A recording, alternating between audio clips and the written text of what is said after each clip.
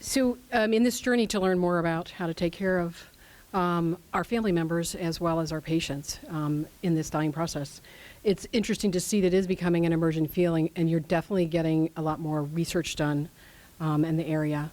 I thought it was interesting to see what the World Health Organization defines palliative care as an approach that improves the quality of life of patients and their families facing the problem associated with life-threatening illness through the prevention and relief of suffering by means of early identification, which Stephen mentioned, impeccable assessment and treatment of pain and other problems, physical, psychosocial, and spiritual. I know that we as caregivers are commonly interested in the physical, and we sometimes miss the psychosocial and spiritual, and that's what we're going to talk about. And they came up with one really major theme, and this was the idea of having a good death. And so what do we mean by that? Because we have not received the previous education that we need to help people through this process. They did also mention, I think this is critical to understand in the context of everyday life as a clinician, that you have staffing flow and shortage issues. You have communication challenges with patients and families that aren't on the same page, as Stephen also mentioned before.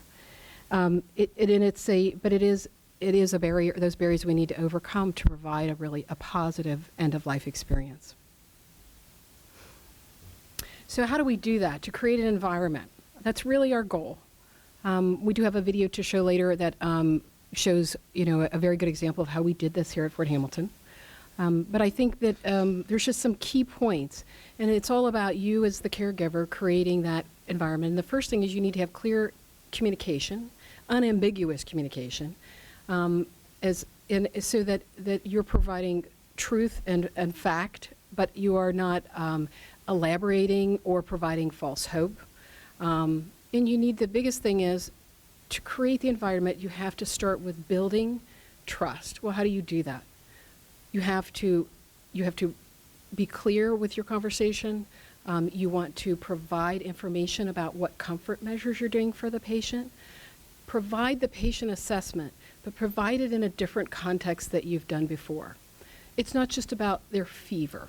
It's not just about their temperature. It's also about, let me give you an example. You would tell the family member, your mom slept well last night. She seemed comfortable. She's breathing easy. So it's not just about all the things that we're so used to doing. It's about the extra observational key points that you see at the bedside that provide comfort for the family. You need to be able to provide them a seat. When Aunt Sue comes from Alabama, you need to go get a seat for her. You need to tell her where the restroom is. We always have the refreshment cart out for people at end of life. That's really helpful. And those small things we're finding through the research is actually really important to people. It shows that you care, and that's how you start to create that environment.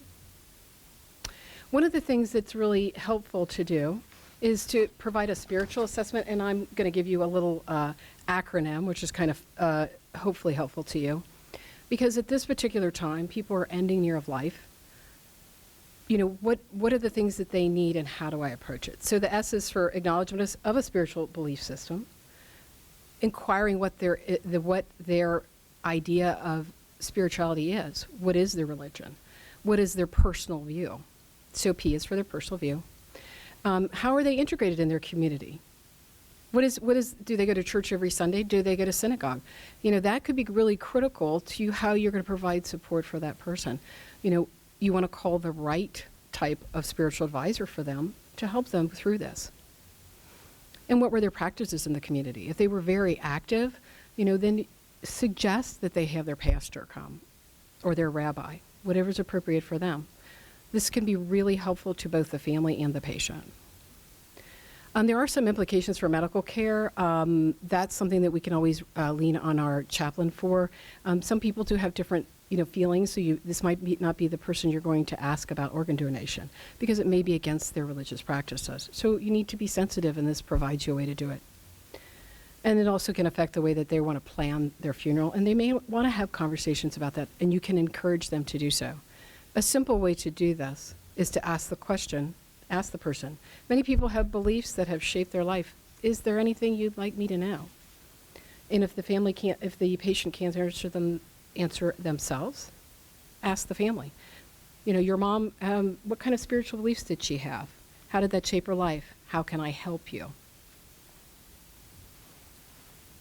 So this is it's an interesting way to look at something that you maybe haven't looked at before. It's a family opportunity. This is the last time that they will get to see this family member. So encourage them to stay and communicate. People commonly need to be encouraged. They're in your space. They're not in their own home. They're not comfortable.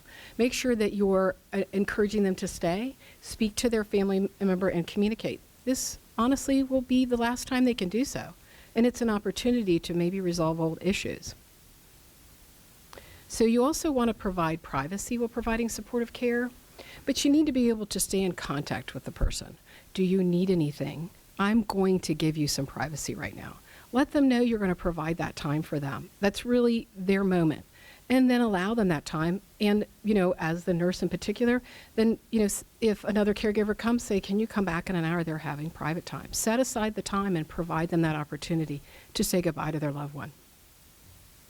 Because in all reality, you're not just caring for the patient. I think one of our EMTs mentioned, you're not just caring for the patient in the bed. You now have family members who become your second patient.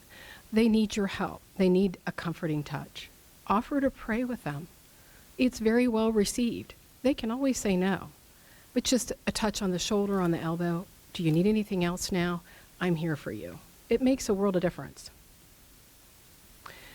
So I really enjoy this, one of the nonverbal communications for those of us who are so used to spilling out information and giving, you know, clinical diagnosis. And, you know, the power of silence is important. Just nodding your head when somebody talks to listen. Those nonverbals are really important. Make eye contact with each family member. And there's one thing we do need to talk about. We need to prepare for their denial. As we talked about, you have people change their mind about what they wanted to do at their end of life. The patients sometimes change their mind. You just simply need to listen and let them work it through. It's not our journey, it's their journey. So effective end of life, a good death accepts that death is inevitable and that your role in compassionate care is providing spiritually sensitive care is invaluable to the patient and the family. The emerging research is showing that this is true, that there's no question that what you do for the patient is really critical. And it's no longer what our usual role is, and just doing therapies and treatments and making them better. It's a new way of looking at things. The long-term effect that you can have, and is been shown in the research that 6 to 9 months later, that the families are able to have gotten over the grief, have less stress, less physical problems. So it makes a difference how you treat the family as well as the patient.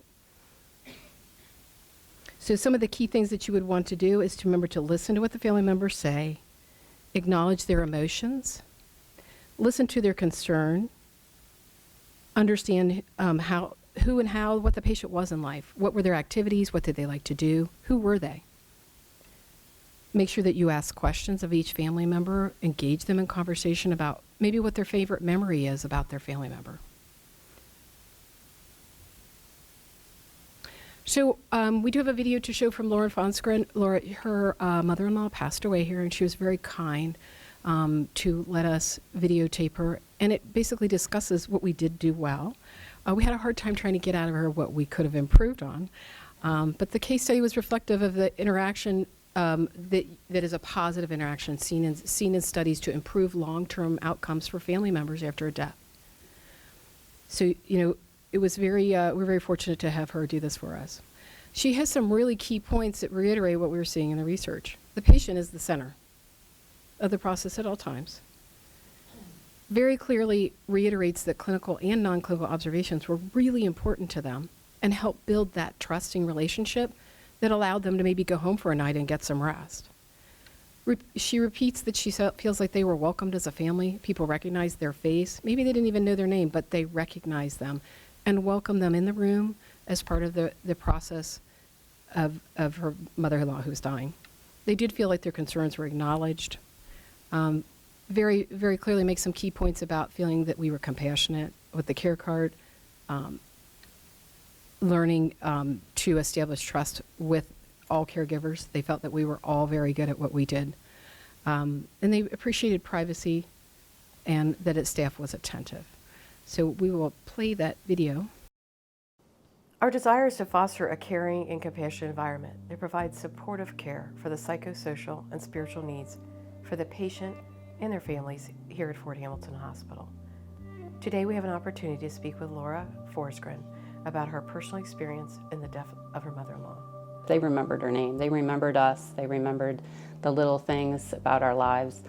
It was very important for us to understand the progression of Mom's disease. I think in our situation, because she was with us in our caring for her in our home, that we had a good idea, but other family members who were there didn't. They weren't here on a day-to-day basis. So to have the staff to explain to other people, we were struggling with our own feelings, but for them to come in and always ask, is there anything else I can do for you? And that to me was the break to say, okay, they're leaving, this is our time now alone. But it was important to understand from the staff, from their perspective, the little things that, you know, here's some hope, here's not, this isn't going to be hopeful. You're not going to see a doctor all the time, so you're relying on a respiratory therapist, or you're relying on a nurse to come in and explain things. I can't tell you how many people were so good about explaining things to us. The techs were quiet in their tone, they were gentle in their comments, they were jovial, they were hopeful in their voice. If you came in every day and I'm at work and this is another person with another element, it's got to be difficult. I can't imagine a caregiver's job like that.